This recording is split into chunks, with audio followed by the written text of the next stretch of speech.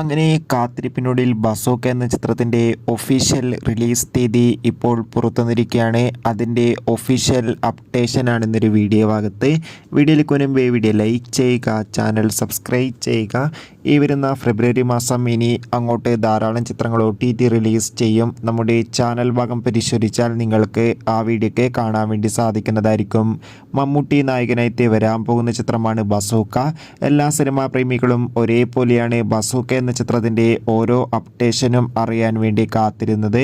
ചിത്രത്തിൻ്റെ ഒഫീഷ്യൽ ടീസറിനൊക്കെ മികച്ചൊരു അഭിപ്രായം തന്നെ സ്വന്തമാക്കാൻ വേണ്ടി സാധിച്ചിട്ടുണ്ടായിരുന്നു. ഫൈനലി ചിത്രത്തിൻ്റെ ഒഫീഷ്യൽ റിലീസ് തീയതി ഇപ്പോൾ ആരാധകർക്ക് മുന്നിൽ പുറത്തുവന്നിരിക്കുകയാണ്. ബസോക്ക എന്ന ചിത്രം ഈ വരുന്ന ഏപ്രിൽ 10-ാം തീയതി വിഷു